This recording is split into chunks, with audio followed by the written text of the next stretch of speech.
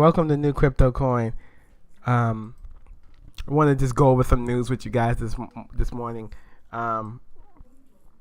New Crypto Coin. You can follow us on Twitter. You can follow us on YouTube for our videos. Follow us on Twitter for the most up-to-date news, and follow us on Instagram for another way to reach us here at New Crypto Coin. New Crypto Coin wants to bring you the latest crypto coin news, and the new crypto coins are being released right now. Let's just go over some prices real quick. Bitcoin right now is $8,101. Ethereum $513. Bitcoin Cash $825. Litecoin $137, and Ripple is 67 cents. So what news do we want to point out to you guys? As we go through the news every morning, let's just point out some things to you guys. So here's one that caught my eye. Nobel-winning economist Shiller says Bitcoin bubble may be around for a while. It's funny, his last name is Shiller.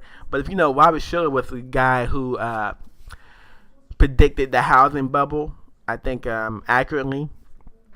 So he says that while Bitcoin might be a bubble, that doesn't mean it will burst and be gone forever. According to an interview on April 13th with CNBC Trading Nation, Schiller, who is currently a professor of economics at Yale University, referred to BTC as another example of faddish human behavior. It's glamorous. I'm interested in Bitcoin as a sort of a bubble. It doesn't mean that it will disappear, that it will burst forever. It may be with us for a while. So right there he's saying that the Bitcoin bubble will be with us for a while. Schiller highlights that he knows that smart people have invested in cryptocurrencies, including many of his students, but he adds that the attraction to crypto is a story that I think goes way beyond the merit of the idea. It is more psychological than something that could be explained by the computer science department. According to Schiller, there's a part of the cryptocurrency fad or bubble that is political, as that people don't trust their governments may be tempted to invest. In September of last year, Schiller went on CNBC's Fast Money with Brian Kelly to speak along the same lines about crypto, saying that the quality of the story that's attracting all of this interest. On Friday, April 13th, Brian Kelly said in an interview that he supports Trim Draper's prediction that Bitcoin price could hit $250,000 by 2022. Right now, we're also seeing Bitcoin Cash price at $825 due to surprise and bullish momentum. Bitcoin Cash has had some good movement over the last few days. I think it's up by 7.45% over the last week. So that's impressive for Bitcoin Cash. Another thing that caught my eye was, this is on Bloomberg Crypto, Samsung jumps on the blockchain wagon.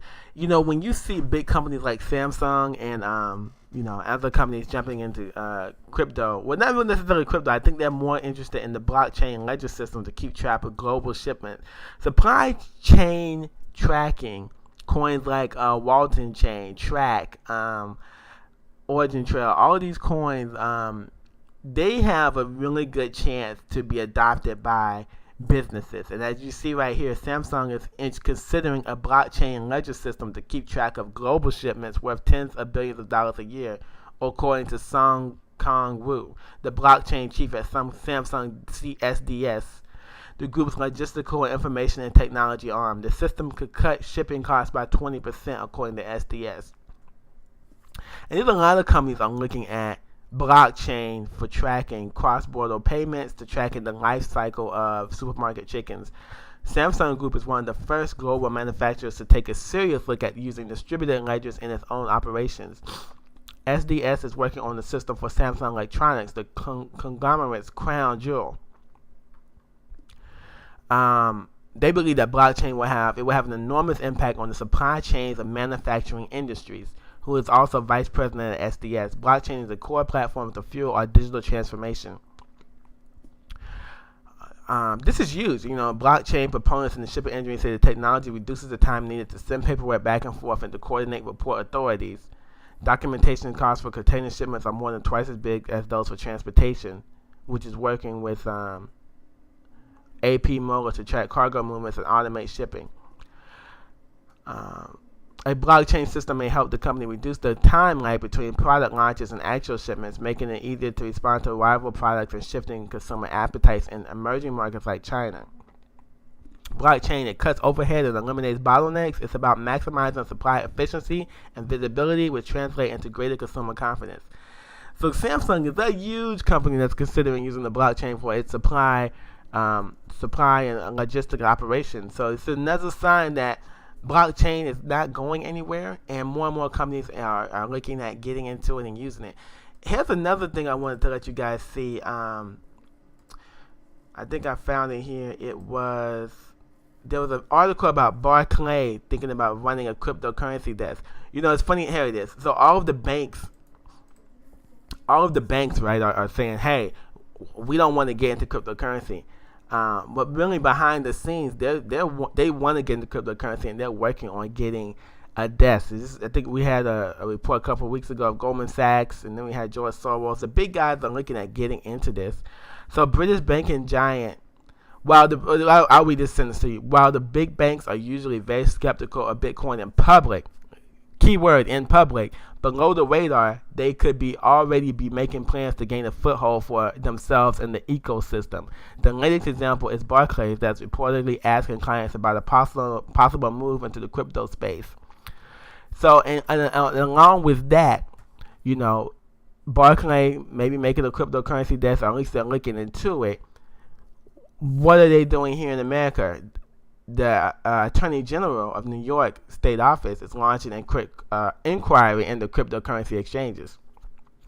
And what they're doing when they do this is, when they launch this inquiry, they're looking to shut down the exchanges that are already out there, so that the current New York companies that have a New York license can go ahead and take over and become the market leaders. This is why you're seeing, I think I saw this earlier. You're seeing the other,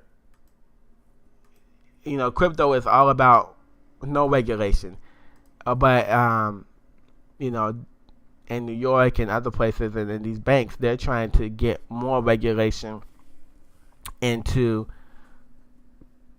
cryptocurrency, which is just not. It's just not going to happen. Cryptocurrency wants to avoid regulation as much as possible. So the Office of Attorney General from New York sent letters to the currency platforms Coinbase, Gemini, Bitflyer, Bitfinex, Bitstamp, Payward, Bittrex, Circle Internet, which is Polylinux, Binance, EliteWay, Tidex, Gate.io, iBit, and Huobi Pro.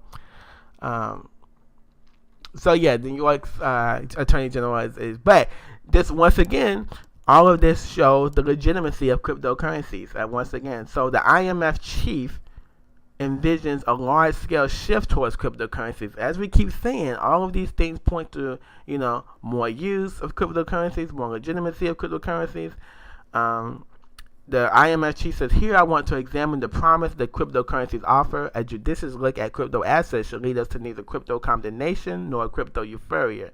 Once again, the crypto assets that survive could have a significant impact on how we save, invest, and pay our bills. This is why policymakers should keep an open mind and work toward an even-handed regulatory framework that minimizes risk while allowing the creative process to bear fruit. The first benefit that she says that cryptos provide, crypto assets enable fast and inexpensive financial transactions while offering some of the convenience of cash. She also said that some payment services now make overseas transfers in a matter of hours, not days. There may be some demand for central banks to provide digital forms of money.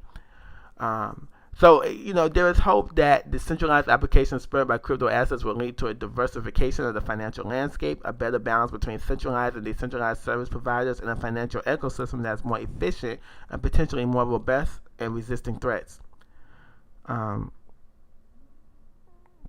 Moreover, banks and other financial institutions will face challenges to their business models should there be a large-scale shift away from government-issued currencies toward crypto assets.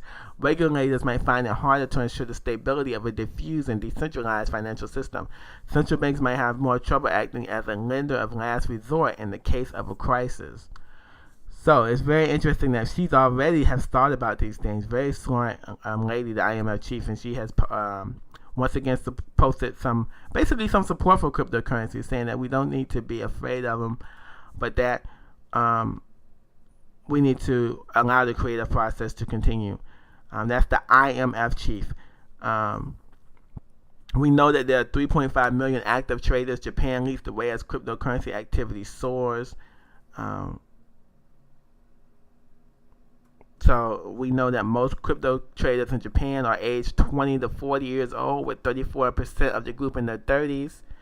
Annual Bitcoin trading has risen from 22 million to 97 billion in 3 years, while the trading of Bitcoin as an underlying asset like futures even higher, from 2 million to 543 billion over the same time period.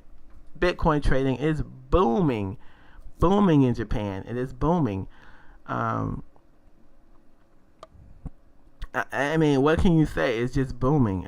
Japan is now officially the world's largest Bitcoin trading market, and the government certainly seems to be meeting the issue head on by exploring a way of sustaining that growth in a more controlled environment.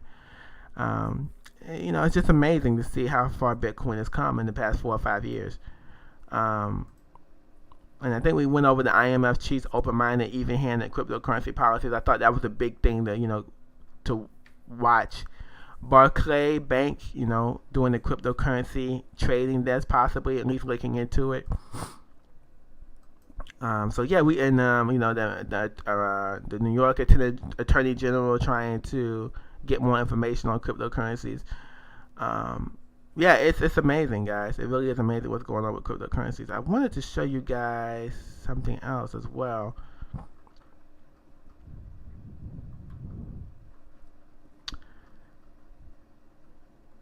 If I could find it.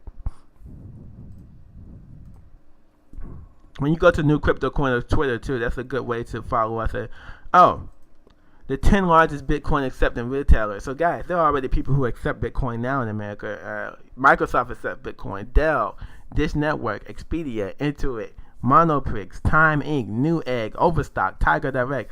All these people already accept Bitcoin. So just another good sign of the mainstream adoption of Bitcoin and Bitcoin's bright future. Guys, thank you for watching New Crypto Coin. I hope you have a good day. Thank you for supporting the channel. Follow us on New Crypto Coin on YouTube, New Crypto Coin on Instagram, and New Crypto Coin on Twitter. Thank you, guys.